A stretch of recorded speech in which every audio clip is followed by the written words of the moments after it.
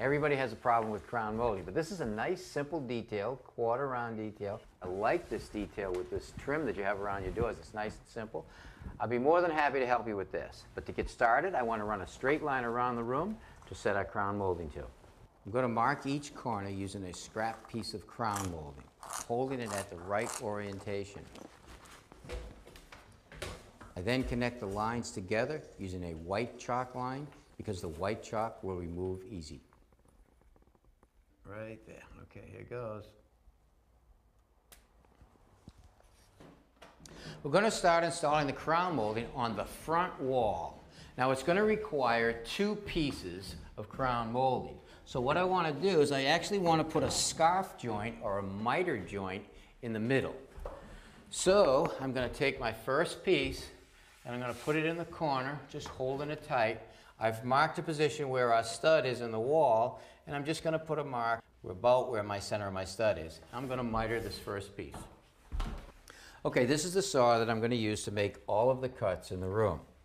Now the first thing I want to show you is the orientation that the molding will sit in the room. It's like this.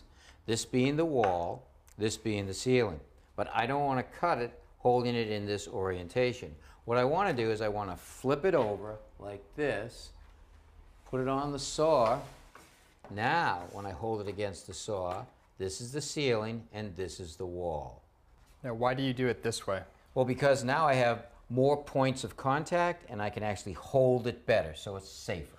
So now when I turn my saw or tilt it to 45 degrees, I can make my cut.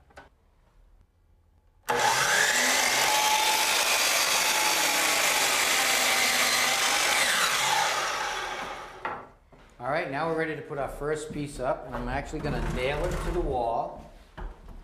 But the first thing I want to do is find the stud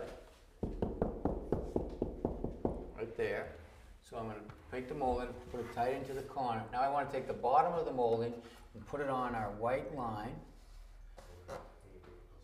just like that. So I'll nail my first stud right there. Now I'm going to nail into the ceiling also. Now when I nail into the ceiling, I don't have to worry about finding a stud or any structure because there's actually blocking between the joist and also one parallel with the wall. So now what I want to do is I want to take this end of it and I want to slide it up so the bottom of the crown molding hits the white line right there. And that will make the bottom of the crown molding straight around the room.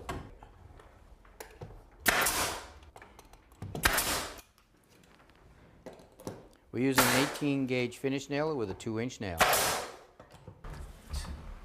Okay, now I got to push this molding up to the line.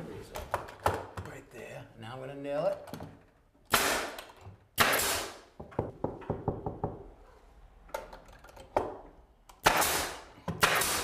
Okay, now I want to get a length for this piece right here, so we'll just hold that up in the corner.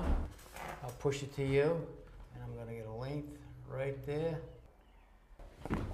Okay, now my saw is still set on 45 degrees. When I cut the first piece of molding that we put up, I cut it from this side of the saw. Now I have to cut this molding on this side of the saw, so my 2 cuts will be parallel to each other.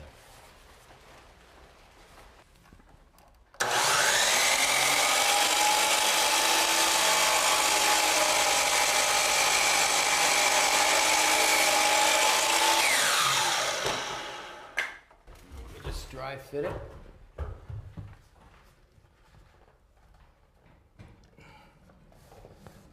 Okay, that looks good. Now what I want to do first is I want to glue the joint.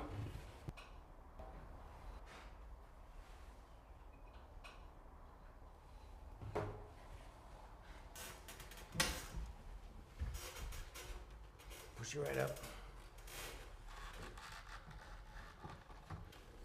Okay, push it to me a little bit. Oh, not too much. Okay, nailing it. And that's how you make a scarf joint. And now we'll just nail the rest of the molding off. All right, now let me show you how I'm going to deal with the corner. Now some people will miter each piece like this. It's a 45-degree angle here, and a 45-degree angle here, making a 90-degree corner. You don't have a 90-degree angle, the piece won't fit tight together. I would have to bisect this angle. So whatever that degree is, I would have to cut equal degrees on each piece. Now the other thing you got to worry about is when the wood dries out, as it dries out it shrinks and the joint can open up.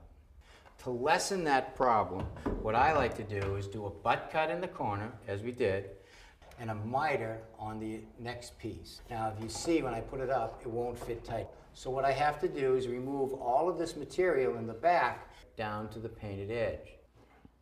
Now to remove the wood in the back, I'm going to use this saw right here. It's a coping saw blade. It's a small blade for making a curved cut.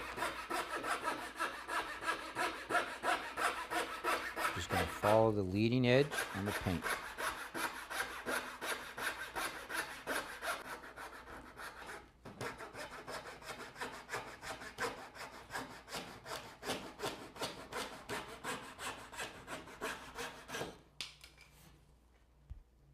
Let's see how it fits.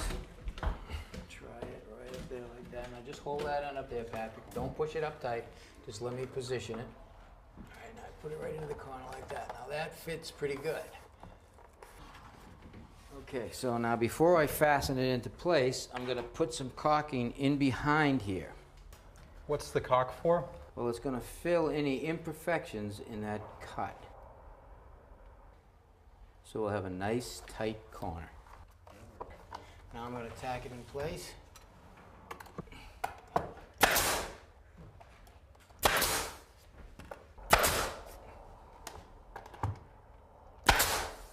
Now we'll just keep working our way around the room. Now take a look at your miter first, make sure it's tight. Once it's tight, nail it.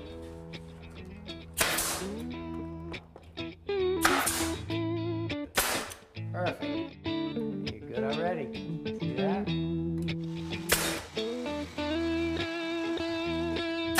Good.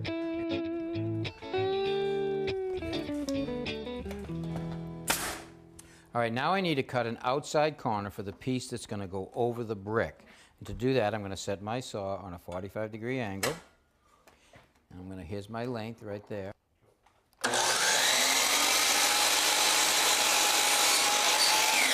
All right, now that's the piece that's going to go in front of the fireplace. That's one. Okay, now I'm going to turn my saw the other direction at 45 degrees. Cut the other piece of molding for the end of the fireplace.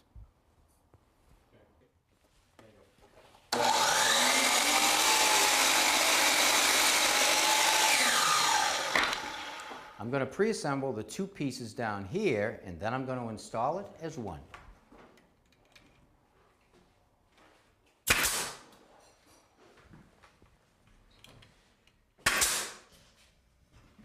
I'm using construction adhesive along the bottom of the back of the crown molding to fasten it to the brick.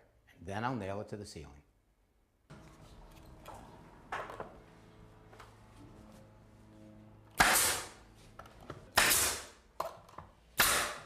All right, guys, your crown molding's all done. Now there's a couple of things I want you to do. I want you to caulk around the top of the crown molding where it meets the ceiling and also where it meets the wall to fill in those voids. Fill all the nail holes, sand it lightly, and